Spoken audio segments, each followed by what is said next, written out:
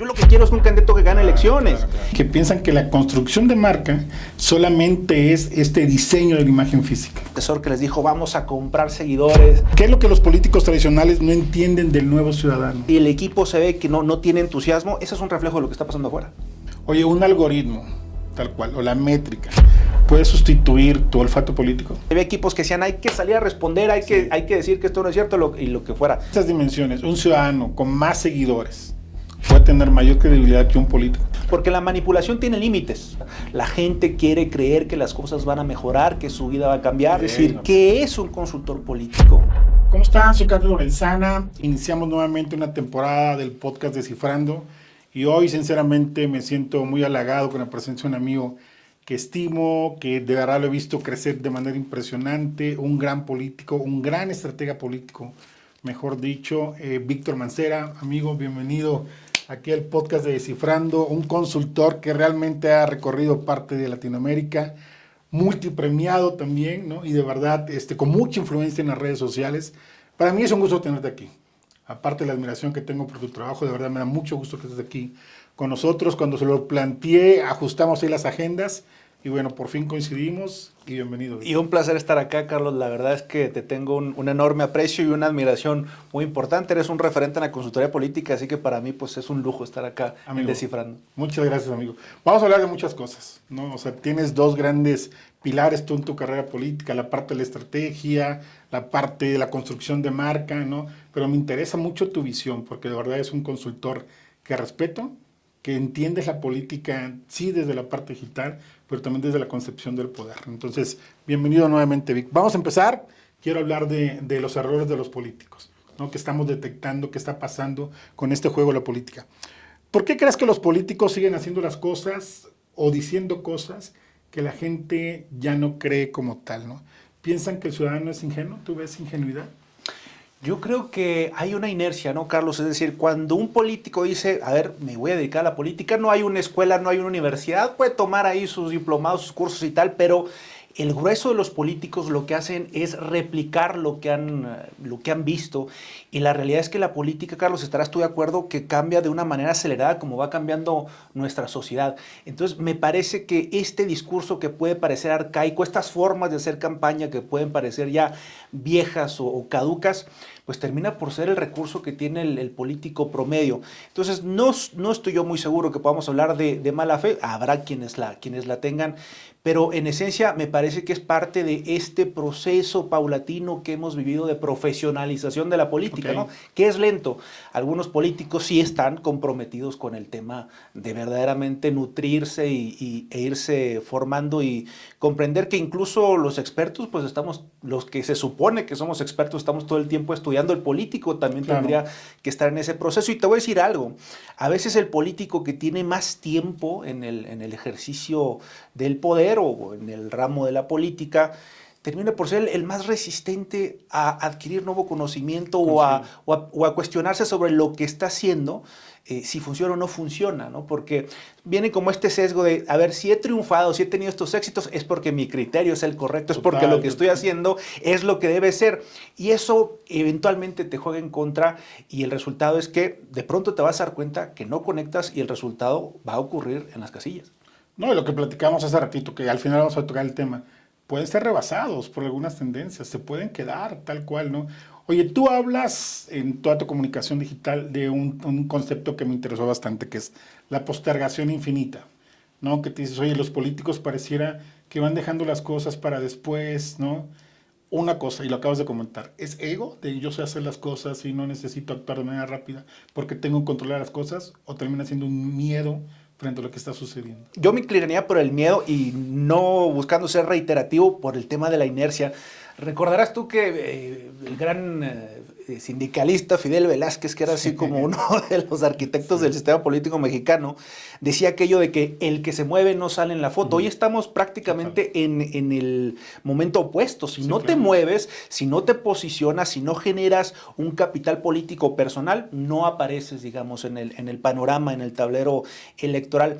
Me parece que hay mucho miedo justamente a entrarle al tema, a generar marca, a trabajar con anticipación, y eso es lo que va generando que quienes podrían ser buenos perfiles en la política, incluso quienes ya están participando en partidos políticos, digan, me voy a esperar, y la verdad es que un lujo que no nos podemos dar en política es justamente el del tiempo. El tiempo es absolutamente sagrado, siempre podrás conseguir financiamiento, gente que se sume al equipo, lo que sea, pero el tiempo se va y ese no regresa nunca. Claro, es el único recurso, efectivamente, que no regresa, ¿no?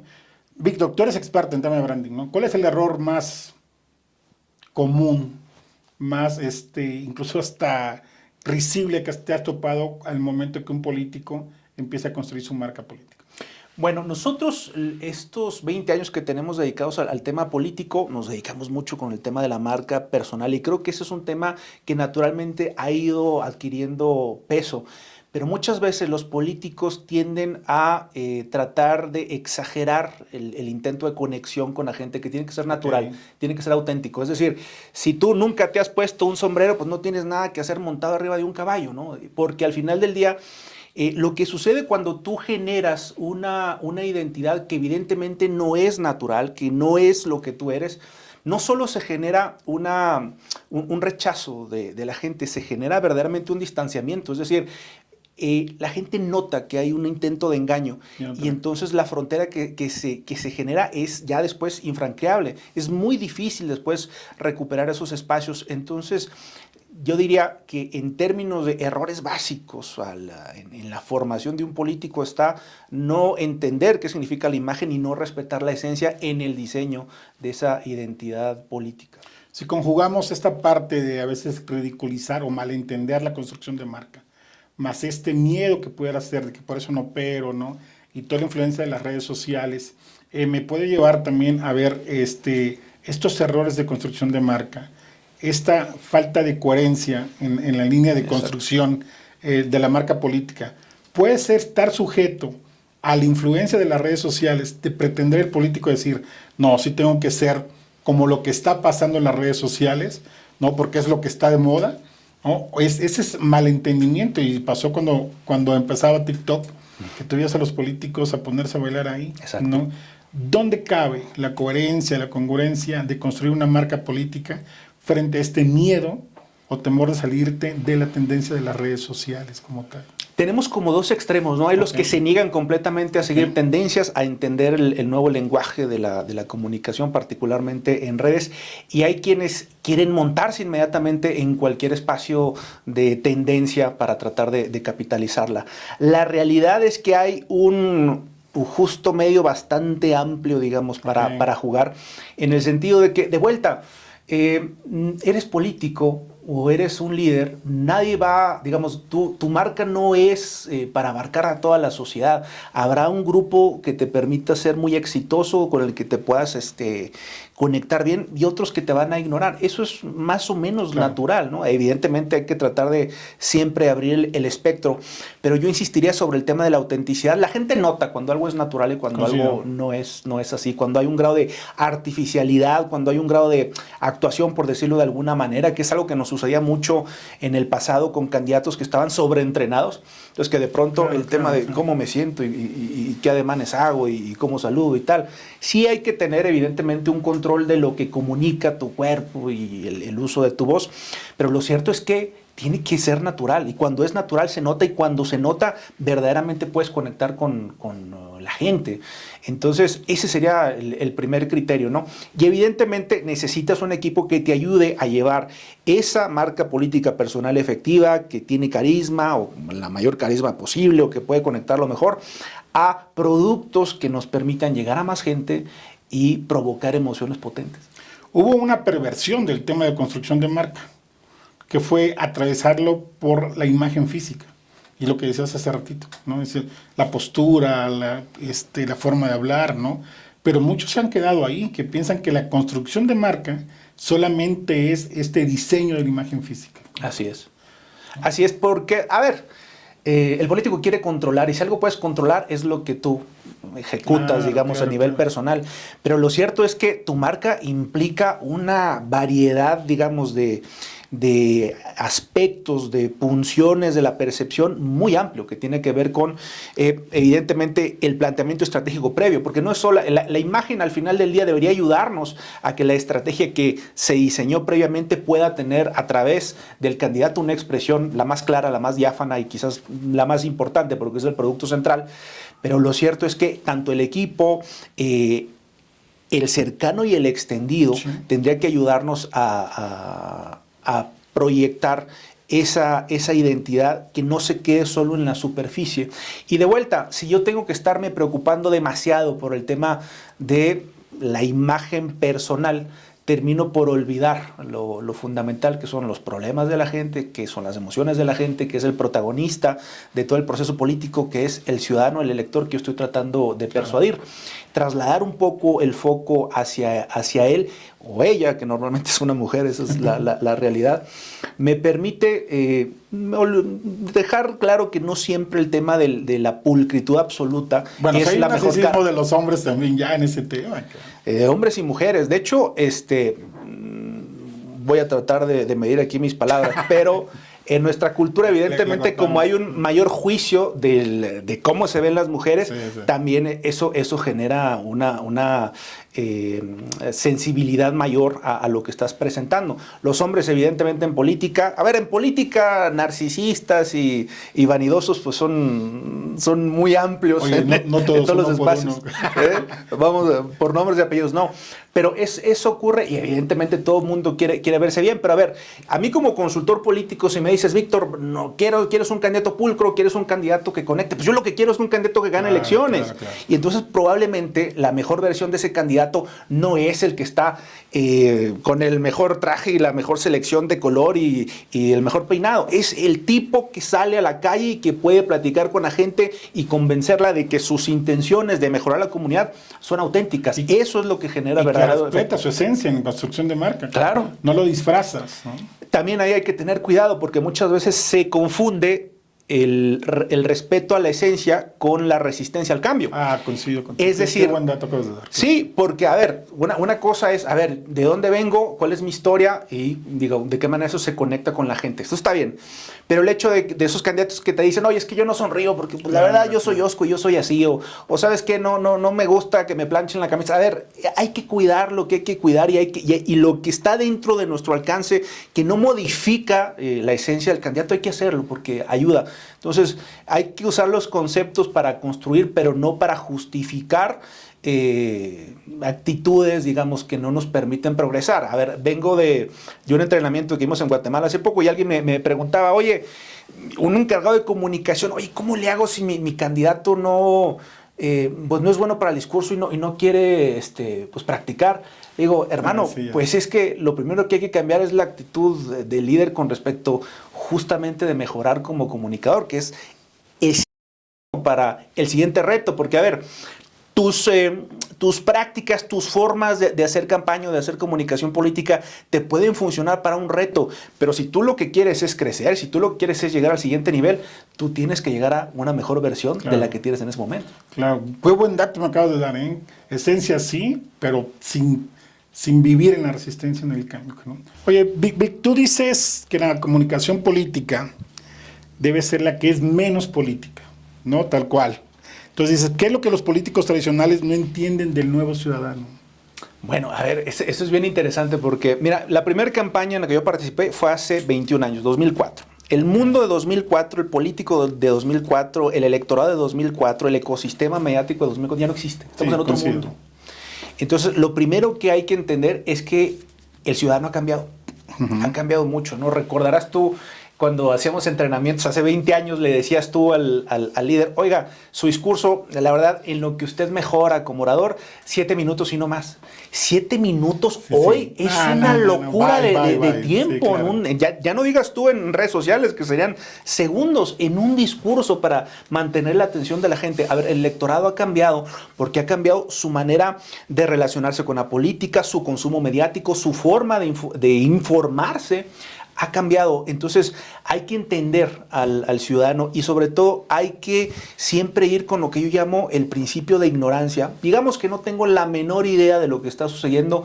¿Qué hago entonces? Investigo. Que esa es un poco la virtud de tener un consultor político. Pues tú llegas a un país que no conoces, una ciudad en la que nunca has estado. ¿Qué es lo que va a hacer ese consultor? Pues ponerse a hacer su cuantitativo, su cualitativo, entender el contexto histórico, resultados electorales recientes y más o menos tiene un retrato general. Cuando tú tienes un político, usualmente tiene mucho tiempo trabajando en una región y hay muchas ideas que ya se han solidificado en su cabeza, que muy probablemente sean ideas equivocadas o que ya no han sido retadas o que no han evolucionado. Entonces, lo que tiene que entender un político es que la gente cambia, las sociedades evolucionan y por lo tanto la campaña y la manera de hacer comunicación política también cambia y cambia muy rápido. Hasta las propias consultorías cambiaron, ¿no? Seguramente. Como tal, sí, sin ¿no? duda. Oye, ¿cuál es el mayor mito que existe sobre las campañas digitales que estos políticos siguen creyendo como pilar? Mira, yo voy a decir algo polémico para hacerte el clip. Mira, yo soy un enemigo de pensar la campaña digital como separada de la campaña territorial. Okay. A mí me parece que estas fronteras que a veces los consultores ponemos sobre la campaña de tierra, de aire, digital y tal, son más... generan más perjuicios que un beneficio. ¿Por qué? Porque lo que se hace en territorio debería alimentar lo digital y lo digital debería alimentar lo que pasa en territorio. Claro. Entonces, lo primero es que no son campañas, lo primero que yo diría en cuanto a mitos de la estrategia digital es que no está separada de la estrategia general o de la estrategia de lo que hacemos en territorio. Eso de entrada. Tenemos una sola campaña unificada que al final tú lo sabes como consultor. Cuando tienes una campaña ordenada desde el centro, una campaña bien coordinada, pues no se te escapan, ¿no? Los distintos, las distintas ramas de la campaña y de la comunicación. Eso es lo que yo diría de entrada. Hay una sola campaña y la campaña hay que respetarla. Que los políticos piensan que hay dos campañas. Así es. O sea, como más de lo digital aquí por un lado y lo territorial por el otro. Y termina siendo la misma estrategia, ¿no? ¿Crees que hay otro mito más en esta parte de la presencia frente a los ciudadanos como tal? Bueno, hay muchos mitos alrededor de la estrategia digital. El primero, diría yo, es esta idea, porque es una frase que escucho recurrentemente casi en todos lados, que es la idea de que los likes no dan votos. Yo me preguntaría, si el ciudadano no te da un like, ¿te va a dar un voto? Lo veo muy complicado, ¿no? Es decir, si no tiene ni el interés de interactuar, eso se va a proyectar en un voto. Entonces, me parece que hay frases de este tipo donde, por un lado, hay quienes sobredimensionan el poder de las redes y quienes verdaderamente lo prefieren ignorar y lo menosprecian. La realidad es que cada día más el peso de las redes es mayor porque nuestra vida online, pues, ya está completamente vinculada a nuestra vida cotidiana. No, claro, vivimos en los celulares. ¿Dónde tengo mi reunión? No, pues ahí voy a ver dónde es el lugar. ¿Cuál es mi evento, mi agenda de hoy? Ahí voy al celular. Quiero contactarme con alguien. La verdad es que, por lo menos mi generación, y creo que los más jóvenes, no nos gusta agarrar el teléfono. Ahí va el mensajito. Es decir, la vida digital y la vida, digamos, analógica, ya no tienen una frontera, ya es lo mismo. Entonces, cada proceso electoral que vivimos, las redes no solo, y yo no hablaría de redes porque también me parece que hablar de redes es reduccionista en el sentido de que la estrategia digital es más amplia, pero el espacio digital es cada vez más importante en cada proceso electoral que tenemos. Ok. Oye, Víctor, antes de hablar de datos duros, de métricas, tienes 21 años en la consultoría política y eso te va permitiendo a ti pues tener experiencia, oler las cosas, ¿no? Tener olfato. ¿Cuál sería para ti este síntoma, quizá invisible, que tú dices, la campaña está en peligro, antes de tener aquí la data? Mira, como consultor, lo primero que vas a notar es el humor de el war room, el sentimiento que hay en el equipo. Porque, a ver, si el equipo está apático, si el equipo se ve desesperanzado, si el equipo se ve que no tiene entusiasmo, eso es un reflejo de lo que está pasando afuera. Es decir, porque si los cercanos no están verdaderamente convencidos, no están apasionados con el proyecto, no sientes que hay un grado de efervescencia, afuera lo que vas a ver es exactamente lo mismo, pero exponenciado. Entonces, digo, como consultor, cuando estás en ese espacio, es lo primero que tú vas a notar y que tienes que ir de inmediato a ver cómo están las cosas en los números. El humor del war room. Yo tengo como dos máximas cuando participo en un cuarto de guerra. Una que es, ninguna persona puede estar en un cuarto de guerra si no lleva información que nos permita tomar decisiones. O sea, lo tengo como máxima, así como que, o sea, espectadores, no me interesa tener un cuarto de guerra. Y la otra es, si una persona opina lo mismo que otra, una me sobra. Una está sobrando, ¿no? claro. O sea, una me sobra, ¿no? En esta parte del humor, ¿no? Que se me hizo bastante interesante, qué es ese síntoma que te dices, este no, o este sí, o el ambiente está muy pesado, o estamos listos para salir a luchar como tal, ¿no? ¿Qué es lo que hueles en ese momento cuando hablas de humor? Mira, en el tema del humor inmediatamente vas a ver, digamos, el grado, por ejemplo, de qué tan propositivo es este equipo. ¿Es un equipo que solo está detectando problemas? ¿Es un equipo que solo está destruyendo la estrategia o que está cuestionando constantemente la estrategia que se tomó desde el punto de vista técnico al inicio? ¿O no? O sea, hay gente que aporta y hay gente que tiene este perfil de tractor, ¿no? Y obviamente hay otros perfiles, ¿no? Están los perfiles que no tendrían ni siquiera que estar sentados Claro. en ese espacio porque, como dices tú, no traen información, pero además luego se llevan información.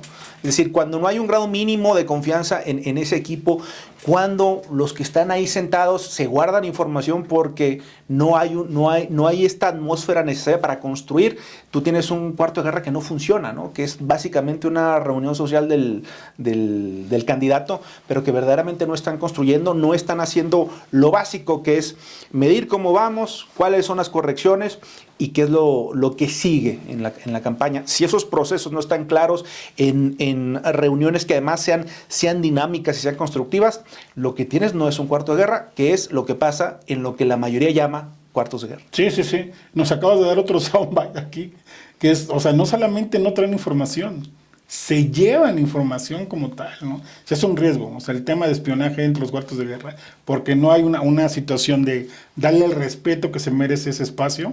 Por supuesto que nos lleva a esta situación. Oye, Vic, hablemos un poquito de lo que es la estrategia digital, que tú eres que es experto ahí. ¿Nos están seduciendo o nos están manipulando los políticos en la era digital?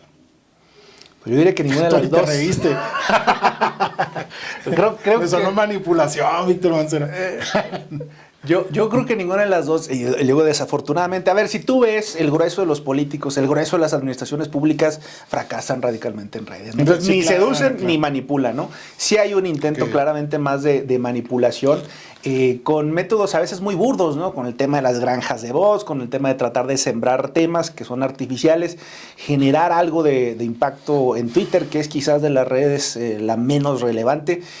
Y lo que tienes es, pues, políticos que realmente no logran ni una ni otra. O sea, tienes realmente hay un área de oportunidad enorme. Y yo por eso comentaba este asunto de que la mejor comunicación que podemos hacer es la menos política. Sí. Porque en la medida que tú conectas a través de tus valores personales, tus gustos, tus pasiones, tu familia, lo que te plantea algún terreno en común con la gente, esto sí te permite crecer y seducir. A ver, el reto en el marketing político, el reto en la comunicación es seducir. Eso sería lo fundamental. Claro. Porque la manipulación tiene límites. ¿Sí?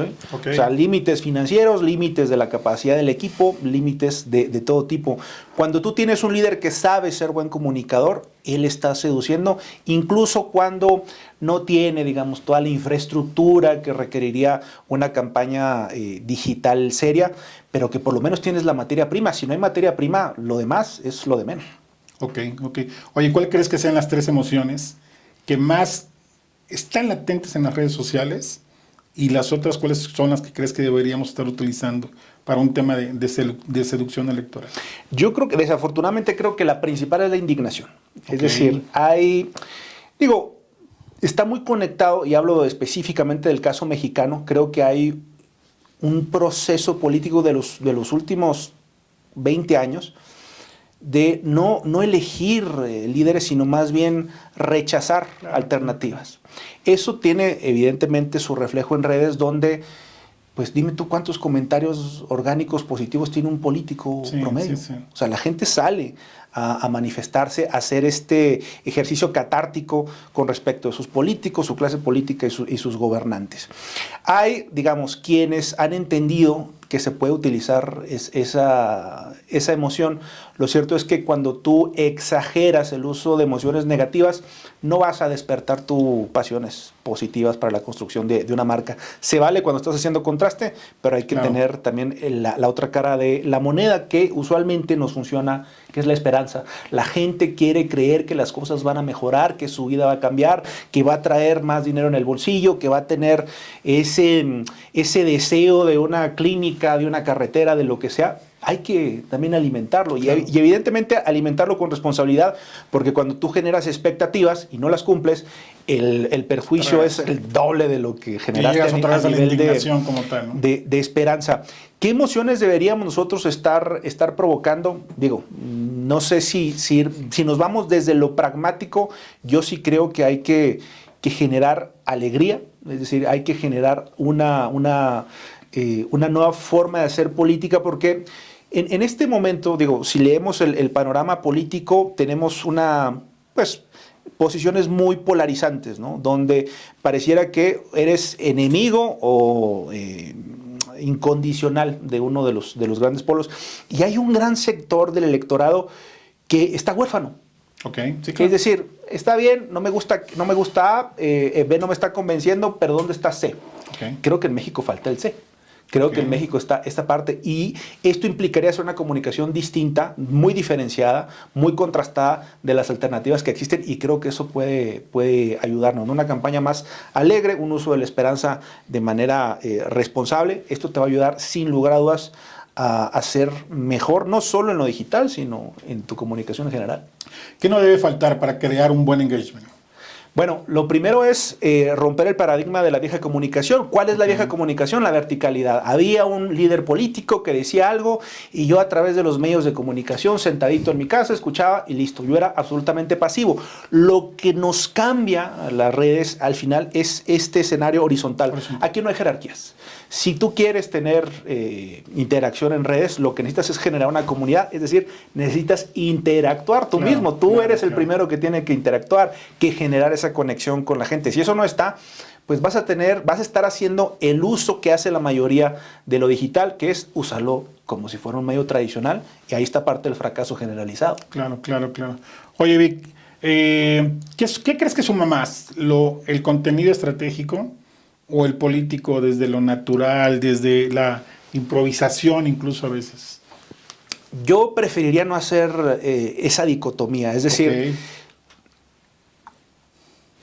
si aceptamos que lo auténtico es más efectivo, digamos que partimos de una premisa que la mayoría podemos coincidir, no necesariamente lo que es espontáneo, lo que ocurre de manera natural, tendría por qué estar alejado de lo estratégico. Es decir, los temas estratégicos son los que son, la audiencia estratégica es la que es, el tono estratégico es el que hemos definido.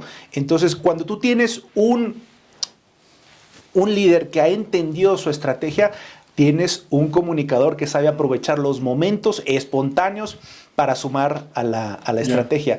Cuando tú tienes, digamos, contenido estratégico, tú puedes planear en función de la agenda que tú tienes o la agenda que tú creas para crear estas piezas estratégicas. Pero muchas veces lo más potente es lo que no tenías planeado, que no tendría por qué estar divorciado de la intención. Cuando el líder lo has educado, digamos, para esta nueva comunicación política algorítmica, él sabe qué puede hacer para aprovechar el momento. Oye, claro.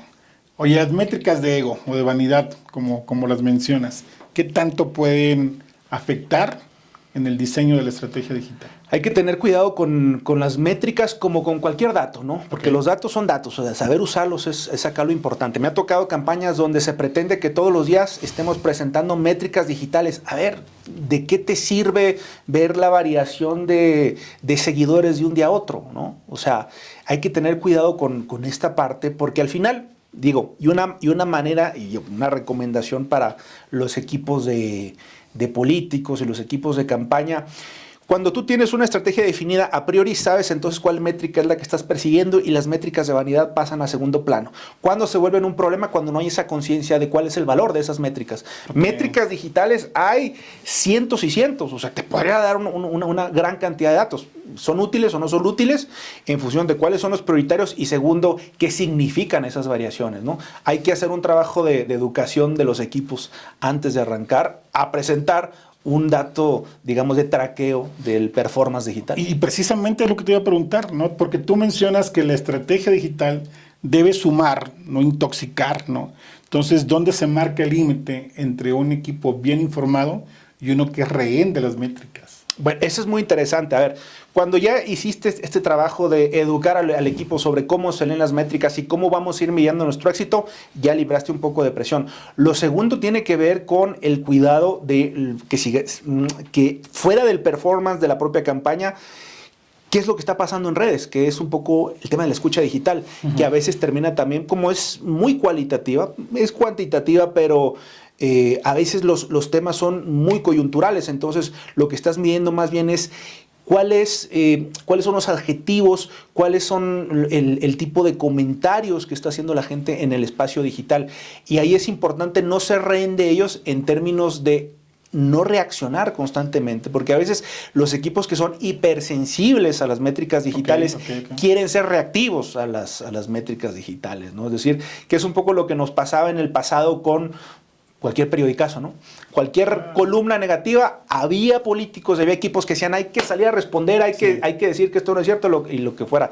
Bueno, ahora, llegado a esta época, pareciera que nos pasa un poco lo mismo. Entonces la frontera está en un equipo que sabe entender de la data y un equipo que sabe cuidar sus objetivos estratégicos a través del espacio digital. Oye, Vicky, hablemos un poquito de... Nosotros hacemos aquí mucha investigación quali, ¿no? Hacemos antropología digital y hay un fenómeno que es importante tenerlo como presente en su justa dimensión, que es de los memes, ¿no? Hablar de los memes. ¿Es burla social como tal o es una síntesis de esta expresión ciudadana que sí debemos tomarla muy en cuenta de lo que está pasando a través de un meme, o solamente lo podemos dejar como una burla? Yo creo que es ambas, ¿no? Es decir, es un espacio que permite a la gente y también a los equipos de campaña, ¿no? Sintetizar y también usar el humor que tiende a ser un instrumento ultra potente cuando estás haciendo contraste, ¿no? Yo creo que es un poco como la evolución del cartón, ¿no? Hay menos consumo de prensa escrita, entonces pareciera que este espíritu que tenía el cartón de en una imagen sintetizar la realidad política y hacer una crítica sardónica ha pasado a este espacio digital. Yo creo que tiene ambas cualidades y creo que es un formato que también hay que explotar. Muchas veces a lo mejor no tiene cabida dentro de la campaña A, ¿no? Porque aquí somos serios y somos profesionales y lo que tú quieras, pero es un instrumento que te puede funcionar muy bien en la campaña B, en el voluntariado y sobre todo cuando la gente se apropia de la campaña, que es la mejor campaña que puede ocurrir.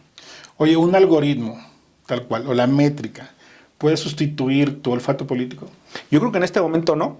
Pregúntame en 5 años a ver cómo vamos.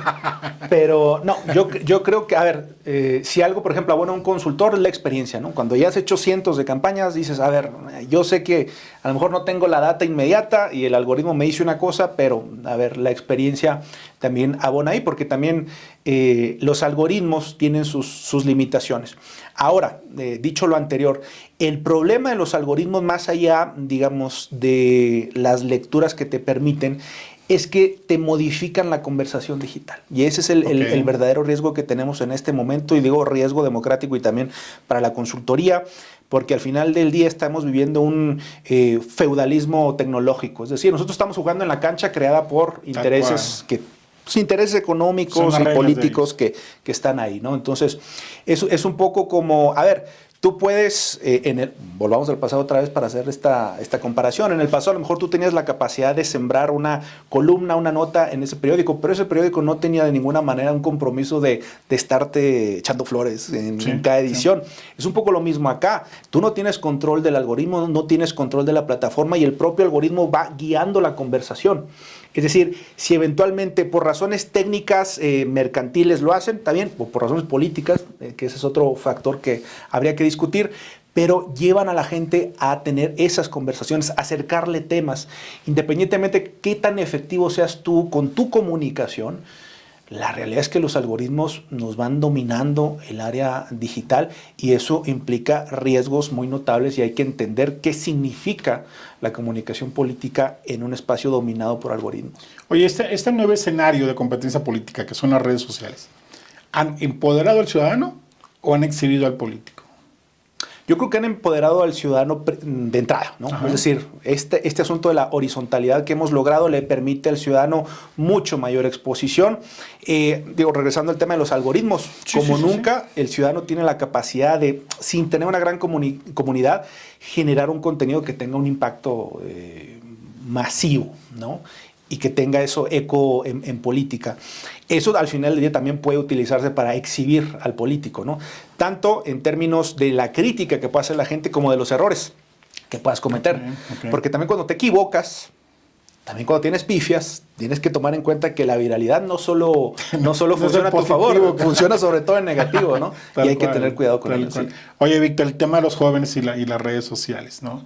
¿Por qué crees que participan más en un tema de tono de burla que una situación de ese llamado social a la participación como tal? La respuesta lógica sería la desafección, decir, a ver, los jóvenes están insatisfechos con la política y evidentemente donde tienen un espacio de expresión lo van a utilizar para hacer una crítica sardónica, muy puntillosa contra la clase política. Y también hay que decirlo, las redes sociales nos generan esta ilusión de participación política. ¿Ilusión de participación política? Sí, claro, porque a ver, los jóvenes en el pasado, ¿qué hacían si querían hacer participación en política? Independientemente de que pertenecieran a una organización o no, pues salía a la calle, ¿no? El tema de tomar la universidad o unirse a una huelga o yo qué sé, pero en la calle. Y ahora, digamos, como tienes esta válvula de escape de presión social, de pronto pareciera que publicar un video, una opinión, un tweet, ya es mi participación política y yo ya aporté, aunque realmente no tenga incidencia. Creo que sí se está robando un poco de iniciativa a los jóvenes a partir de esta ilusión de participación a través de las redes. Oye, hay una tendencia que es muy clara, que es la transparencia, ¿no? Que bueno, que en México pareciera que vamos para atrás, ¿no? La desaparición de algunos institutos, pero esto es más político. Hablemos de comunicación. ¿Esta parte de transparencia es un logro ciudadano o lo entendió el político como una forma de acercamiento con el ciudadano? A ver, yo creo que es un logro ciudadano principalmente. ¿Por qué? A ver, todo lo que avanzamos o se avanzó en algún momento en México era una concesión del poder hacia los ciudadanos por la presión que se estaba ejerciendo. Para el gran partido o el gran Estado, mejor hacer las cosas sin que se vea, ¿no? Porque evidentemente tiene un costo muy grande cuando hay llamados a cuentas, cuando hay la posibilidad de visibilizar desde la corrupción hasta los malos manejos, ¿no? Entonces, evidentemente, usualmente el poder no quiere que se le mire, ¿no? Hay unos entretelones que hacen más cómodo el ejercicio del poder.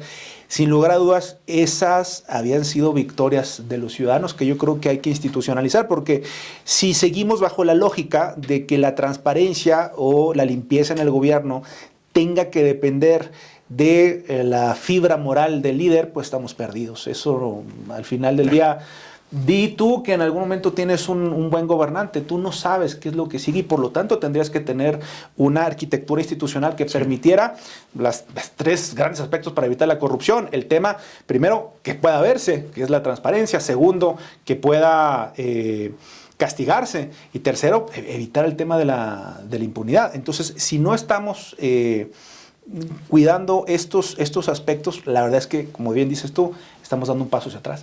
Oye, ¿los ciudadanos controlan la narrativa o se les hace creer que controlan la narrativa?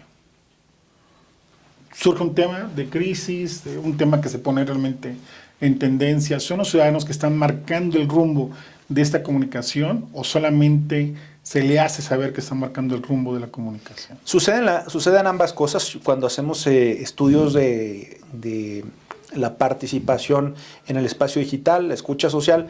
Puedes identificar cuando hay temas artificiales sembrados, ¿no? Porque se ven claramente los nodos, cómo de alguna u otra manera se está tratando de sembrar una narrativa o un tema. Y cuando de manera atomizada hay mucha gente entrando en un asunto. Ahora, digo, esto hablando en la parte digital, lo cierto es que de pronto políticamente detonas un tema, o sea, tú prendes la mecha y te echas para atrás y el tema naturalmente lo retoman los ciudadanos. Sé que lo has hecho. No, voy a optar por el silencio, pero lo cierto es eso, es decir, a veces puedes, digamos, controlar la narrativa indirectamente y hay ocasiones donde hay un intento directo de que este tema explote. Se dan ambas circunstancias. Lo cierto es que también los propios algoritmos nos van limpiando la conversación en términos de que se nota, o sea, el algoritmo sabe, digamos, cuando hay un interés genuino y cuando hay un interés específico, y por lo tanto le da diferentes dimensiones a esas conversaciones. En estas dimensiones, un ciudadano con más seguidores puede tener mayor credibilidad que un político. Yo creo que sí, porque además, usualmente cuando un ciudadano de manera orgánica ha creado una comunidad, pues es una comunidad viva. Es una comunidad que está interesada en lo que le está diciendo. El político tiene un interés en general y muchas veces hay mucha artificialidad. A ver, los políticos que ya tienen algunos años en materia digital, seguramente en algún momento se toparon con un asesor que les dijo, vamos a comprar seguidores, vamos a hacer esto para crecer. Y al final lo que hacen es un autosabotaje digital, que es cuando tú generas una comunidad que no te reacciona, que no te interactúa, pues el número de vanidad, como dices tú, puede ser muy gordo, pero en realidad el efecto es nulo. Cero. Oye, Víctor, ¿tú crees que las redes sociales ha desplazado la operación política? No, yo creo que son dos ámbitos que deben estar conectados. Creo que incluso voy a conceder que se le ha dado mucho peso a las redes en su momento y que esto sí puede tener el efecto en algunos equipos de dejar un poco de lado la operación política, ¿no? Te lo pregunto porque lo he visto, ¿eh? Sí, es que hay proyectos que prácticamente descansan en marketing. Claro. Y el marketing tiene un peso importante, pero la realpolitik, lo que está ocurriendo en territorio, es indispensable tener ese enlace tanto para recoger información como para motivar a la gente a participar y evidentemente al tema electoral. Pero sí creo que en la reflexión y sobre todo lo que podemos a lo mejor convocar en este episodio es a conectar ambos esfuerzos porque no tendrían por qué ser excluyentes. Claro. Oye, yo soy convencido que la estrategia se radica en el contraste, ¿no? El contraste es la estrategia. ¿Cuál crees que son los riesgos de una mala interpretación de lo que significa contrastar en una campaña? Constantemente se confunde contraste con el ataque, ¿no? Sí. Con estar en un constante ataque. Y evidentemente cuando tú estás insistentemente emitiendo emociones negativas, la gente te va a asociar con ese tipo de política. Además de que ya hay un grado de hastío, lo vemos en diferentes estudios, con respecto de ese tipo de política. A la gente no le interesa estar escuchando conflictos políticos, sobre todo cuando no tienen relación con los temas que les importan. Claro. Porque digamos, si voy a irme al ataque para defenderte a ti, bueno, pues te aplaudo, ¿no? Pero muchos políticos están metidos en debates estériles, por lo menos desde la perspectiva del ciudadano. Entonces hay que tener mucho cuidado con confundir el contraste simplemente con estar en la ofensiva constante. Porque hay formas de hacer contraste, ¿no? Es decir, desde el tema de la imagen, ¿no? O sea, ¿qué representas tú? ¿Qué represento yo? Claro. ¿Qué cara le estoy dando a la gente? ¿Cuáles temas valoro yo? ¿Cuáles temas valoras tú? ¿Cuál es mi forma de comunicar? ¿Cuál es la tuya? A veces no tengo que señalar a Carlos Lorenzana para decir qué es esto o lo otro. Simplemente yo proyecto lo que me toca y en sus casos específicos puede ser una estrategia efectiva. Claro, coincido contigo. Oye, Víctor, hemos hablado que hay mitos que se han seguido jalando y hay una vieja política y nueva forma de hacer consultoría. ¿Cuáles crees que deben ser estas herramientas o perfiles que debe tener el nuevo consultor, así entre comillas? Bueno, yo a veces comento un poco como provocación que el político tiene que aceptar el rol de ser influencer, porque es una palabra casi sucia, ¿no? en este oficio, pero que sí nos refleja una nueva realidad. Tú tienes que estar en una comunicación constante, es decir, necesitas estar ganando todo el día la agenda en espacios mediáticos y evidentemente en redes, que es, digamos, mucho más ágil.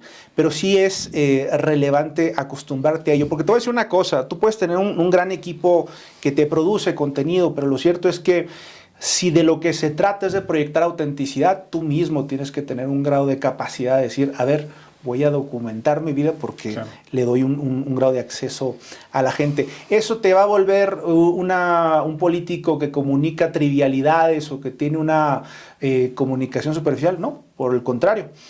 Utilizas, digamos, esos recursos como gancho para ir a lo sustantivo. Ese es el verdadero truco de una comunicación política algorítmica. Te engancho y luego dejo mi mensaje efectivo. Entonces, a veces, esta práctica constante de crear contenido, de ser un generador de contenido, te va a volver mucho más efectivo para la nueva comunicación política algorítmica. Claro. Oye, ¿qué criterios tú utilizas para distinguir entre lo importante y lo urgente cuando pareciera que todo debe ser tendencia?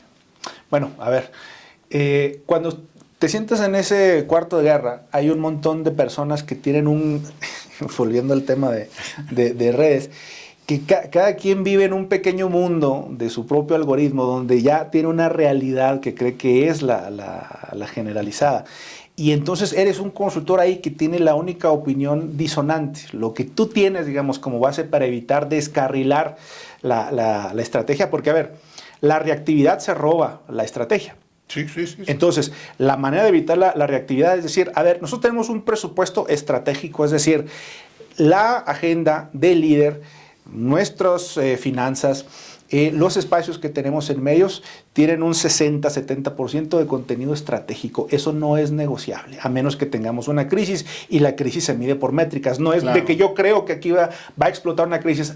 ¿Hay o no hay? El miedo al candidato, la familia, claro. Exacto. Entonces, salvo esas coyunturas que deben ser excepcionales, y la mayoría de las veces lo son, y a veces incluso cuando tienes una crisis, a veces el silencio es mejor que reaccionar. Dices, bueno, te la comes y bueno, la dejas pasar, ya ni modo.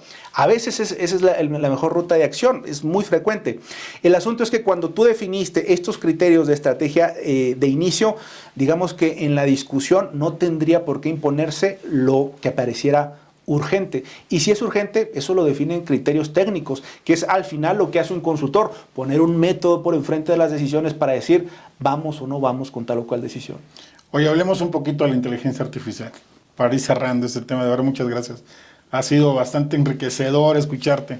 La guía, ¿cuáles crees que son los riesgos, las ventajas de contar con ella? El primer riesgo que yo veo es la flojera. O sea, creo que hay mucha gente que está utilizando la inteligencia artificial como para justificar su flojera intelectual, ¿no? Es decir, como para evitar la inteligencia humana. O sea, eso por un lado. Hay que entenderla, hay que saberla usar. Y no hay que quedarnos en la cosmética de la inteligencia artificial, como le llamo yo, que es básicamente crear contenido con inteligencia artificial. Eso lo puede hacer cualquiera, y si te quieres montar en una tendencia, pues muy bien, pero al final de eso no se trata la inteligencia artificial. Desde mi punto de vista, y en este momento, ahora en julio del 2025, y hago la puntualización porque esta cosa va cambiando de una manera abrumadora. Tal cual. Yo lo que plantearía primero de entrada es el tema del análisis de datos, de poder utilizar la herramienta para estar teniendo información de calidad y análisis rápido, que muchas veces los equipos más modestos no tienen esa capacidad. Segundo, el tema de generar interacción constante con la gente. Es decir, nosotros lo que hemos hecho en Mancera es, por ejemplo, darle a ayuntamientos y a gobiernos estatales la capacidad de que haya un agente que esté atendiendo estas tareas que pueden ser rutinarias de atención a la gente, que es lo de menos, te voy a decir, porque eso lo puede hacer también cualquiera. El asunto verdaderamente sustantivo es que tienes tú la posibilidad de crear un canal de comunicación directo con la gente. Algo que hay que entender, porque a veces confundimos la parte digital redes con la parte digital inteligencia artificial, es que en redes tú estás alquilando un espacio. Claro, que no te pertenece, volviendo al tema del feudalismo tecnológico. Cuando utilizas la inteligencia artificial para generar esas conexiones, después, cuando tú quieras comunicar un tema específico para el segmento que te importa, entonces tienes la capacidad de comunicar en directo. Evidentemente también generaste la percepción de que hay una atención 24 horas sobre el tema, que le estás metiendo modernidad, digamos, a tus procesos de gobierno. Y al final lo que sucede es que al paso de los meses y al paso de los años, la propia inteligencia artificial te permitió a ti generar una enorme base de datos generada autónomamente para darle el uso que tú quieras. Y aquí es donde está el truco, ¿va? Y aquí es donde yo dejo el espacio para los consultores. ¿Qué se hace con la información? Claro. Porque lo importante no es solo recolectarla, eso lo hacemos de toda la vida, ¿no? O sea, este asunto del canvaseo y que vas ahí y le tomas a la gente sus datos para ver cuáles son sus problemáticas en territorio. Bueno, esto lo mismo, pero en lo digital ahora tenemos ese recurso y hay que saberlo implementar, hay que saber qué se hace con la información. Seguimos con Víctor Mancera. Vic, antes de continuar, tus redes sociales. Bueno, que está súper posicionado, pero tus redes sociales. Bueno, en TikTok me pueden encontrar como consultor político, así directamente. En Twitter, B Mancera. Y bueno, así estamos en redes. Perfecto, super. No, estás muy posicionado, pero bueno, para nosotros es importante que las des a conocer. Víctor, ya vamos a ir cerrando. 3 preguntas te voy a tener. ¿Qué consejo les darías? 2, a los nuevos consultores políticos y a los jóvenes políticos. Bueno, a los jóvenes consultores no dejar de alimentar la curiosidad. O sea, yo creo que, y sobre todo en estos tiempos donde evoluciona tan rápido la industria que verdaderamente si lo que quieres es mantenerte vigente, mantener un conocimiento fresco que sea efectivo en el oficio, hay que mantenerse como un estudiante permanente, que yo creo que es algo que aplico realmente todos los días estoy leyendo, todos los días estoy estudiando, todos los días estoy buscando la manera de crecer. Eso es algo que no hay que abandonar. Yo sé que cuando eres un joven dices, va a llegar algún momento donde ya voy a ser, digamos, el gurú, porque nos tocó una época donde se vendían muchos gurús de la comunicación, donde de pronto pareciera que el tótem ya estaba hecho y ya no había nada que mover. Ya no hay forma de moverlo. A ver, un consultor serio es alguien que está preocupado por su formación, como lo sugerimos para los políticos. El político tiene que atreverse a hacer las cosas distintas. Yo sé que hay siempre un riesgo, pero hay que atreverse a hacerlo. Y lo primero, vamos, no es tirarse al precipicio, es entender que debe haber un método, es decir, debe haber una manera de medir el avance. No puede ser por instinto, sobre todo porque el instinto es algo que también se va generando con el tiempo. Puedes nacer con algunas capacidades, pero hay que tener método, hay que tener rumbo para lograr los objetivos. Claro. Oye, ¿cuál es el error que más le ha enseñado a Víctor Mancera? El error, yo creo que el que, digamos, creo que me ha costado más es quizás el tiempo que yo me tardé en dejarme ver. Es decir, creo que yo fui muy ortodoxo por muchos años en términos de decir, a ver, el trabajo tiene que hablar por uno mismo y funciona. Pues hay clientes que te referencian con otros clientes y te ayuda a crecer. Pero lo cierto es que hay que darse a conocer, o sea, hay que mostrar el trabajo, hay que mostrar los resultados, hay que hacer ver lo que tú haces, la calidad de tu trabajo, porque pues, la gente, y sobre todo en este tiempo que está tan llena de información, no es fácil si no te dejas ver. Creo que hay que creer en uno mismo, hay que dejarse ver, y creo que eso, sobre todo también a los jóvenes, hay que hacerlo. No es un tema de vanidad y no es un tema de crecer, digamos, desde una imagen, ¿no? Porque hay quienes venden imagen en consultoría, eso es algo muy conocido, pero sí hay que darse espacio. Uno tiene que ser el primero que cree en uno mismo para crecer y asumir retos más grandes. Bueno, 21 años habla de permanencia. Sí, vamos, le hemos invertido mucho. No, claro, no, por supuesto, y ahora te reconozco. Para cerrar, Víctor, si hoy fueras tú quien entrevistara frente a frente a Víctor Mancera, ¿qué pregunta incómoda le harías? Yo recuperaría una pregunta que me hizo un aspirante a gobernador hace no mucho tiempo, que me decía, oye, Víctor, ¿para qué sirven los consultores políticos? Dice, yo ya me he entrevistado con 30 consultores y no sirven para nada. Entonces, uno decir, a ver, ¿para qué sirven? Oye, perdió, ¿verdad? Sí, no digo, bueno, pero creo que es una pregunta válida. Es decir, ¿qué es un consultor político? ¿No? ¿Qué tipos de consultores políticos, digamos, están validados para el oficio? ¿Y qué es lo que estamos poniendo sobre la mesa? Creo que es una pregunta incómoda, no solo para mí, sino para los que estamos en la industria, que creo que hay que contestar de manera efectiva. Para mí, lo que pone un consultor sobre la mesa es método, es orden y sus resultados. Sí. Sí, esto me estaba yo pensando, y dije, claro, o sea, una es, nosotros lo tenemos como máxima, nosotros hacemos investigación para tomar decisiones, ¿no? Te voy a ayudar a tomar decisiones, te voy a ayudar a disminuir riesgos desde metodologías, ¿no? Venimos a dar eso. Víctor, de verdad fue un honor tenerte aquí, para la gente que te sigue, para nuestros seguidores, ¿no? Cuando comenté que iba a estar Víctor Mancera, fue así como que tienes tu club de fans de este lado también. De verdad, amigo, muchas gracias. Este es tu espacio. Gracias por estar aquí. Esto fue Descifrando y muchas gracias, Víctor. No, al contrario, Carlos, un placer. Gracias.